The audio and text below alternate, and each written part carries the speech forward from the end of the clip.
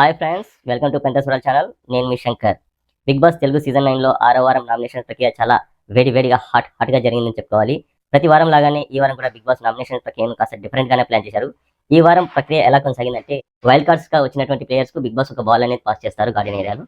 So ఆ బాల్ని ఎవరైతే ముందుగా క్యాచ్ చేసి మళ్ళీ బజర్ వచ్చేంత వరకు ఎవరి చేతిలో అయితే బాల్ హోల్డ్లో ఉంటుందో వాళ్ళు ఆ బాల్ని తీసుకెళ్లి మన బిగ్ బాస్ ముందు కంటెస్టెంట్స్ అయినటువంటి వారికి చేతిలో ఎవరో ఒకరికి ఇవ్వచ్చు. సో వాళ్ళు ఆ బాల్ తీసుకొని ఇద్దరిని నామినేట్ చేస్తారు. సో నామినేషన్స్ ప్రక్రియ ఎలా అయితే రెగ్యులర్గా ఉంటుందో ఆ విధంగా ఇద్దరు నామినేట్ చేస్తారు వాళ్ళ కారణాలు చెప్పి.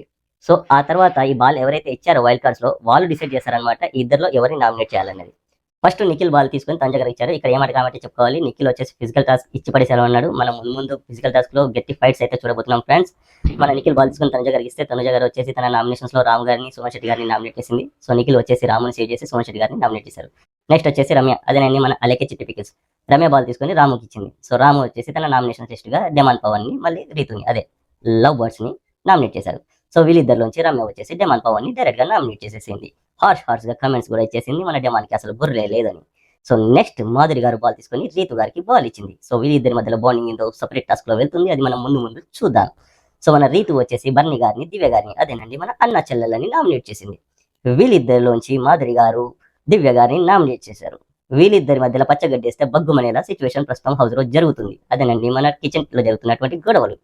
నెక్స్ట్ వచ్చేసి గౌరవ్ బాల్ పట్టుకొని సంజన గారికి బాల్ ఇచ్చారు. సంజన గారు వచ్చేసి రాముని, బర్ని గారిని నామినేట్ చేసింది. గౌరవ్ వచ్చేసి రాముని సేవ్ చేసి బర్ని గారిని నామినేట్ చేసేశారు.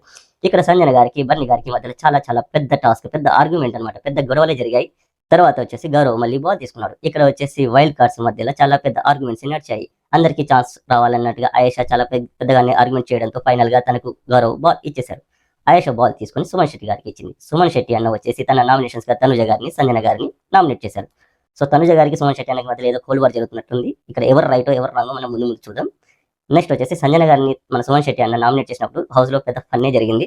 అన్న వచ్చేసి సింపుల్ అంటున్నారు, మీరు ఇద్దరు హౌస్ లో మిగతా వాళ్ళు కొట్లాడుతుంటే మీరు ఏంటంటే అదే పైశాచిక అన్నను ఎంజాయ్ చేస్తుంటారు అన్నట్టుగా చాలా బాగా అన్న కౌంట్ ఇచ్చేసరికి హౌస్ లో అందరూ పడి నవ్వారు. ఇదేదో బాగా ఉంది వీళ్ళిద్దరి నామినేషన్స్ ప్రక్రియ. ఆఖరికి సంజన గారు కూడా నవ్వారు, ఇంకా కొంచెం నామినేట్ చేయండి అన్నట్టుగా. సో నెక్స్ట్ వచ్చేసి ఈ విధంగా 5 మంది సభ్యులు నామినేట్ అయ్యాక బిగ్ బాస్ వచ్చేసి మన కెప్టెన్ కళ్యాణ్ కి ఒక స్పెషల్ అధికారాన్ని అయితే ఇచ్చారు. అదేమిటంటే ఇప్పటివరకు నామినేషన్ అయిన వాళ్ళు కాకుండా, వైల్డ్ కార్డ్స్ కాకుండా మిగిలిన సభ్యుల నుంచి ఒకరిని నేరుగా నామినేట్ చేయమని. సో మన కళ్యాణ్ వచ్చేసి రాము రాథోడ్ని ఎంపిక చేశారు. ఈ వారం 6 సభ్యులు నామినేట్ అయ్యారు. వాళ్ళు ఎవరంటే సుమన్ శెట్టి, డెమాన్ పవన్, దివ్య, భరణి, తనుజ, అలాగే మన రాము రాథోడ్. ఈ వారం అస్సాం టికెట్ తీసుకొని బిగ్ బాస్ హౌస్ నుంచి వాళ్ళ ఇంటికి ఎవరు వెళ్తున్నారో కమెంట్స్లో టైప్ చేసి ఈ వీడియోని లైక్ చేసి మన ఛానల్ని సబ్స్క్రైబ్ చేసి సపోర్ట్ చేయండి ఫ్రెండ్స్. ఉంటాను, బాయ్ బాయ్.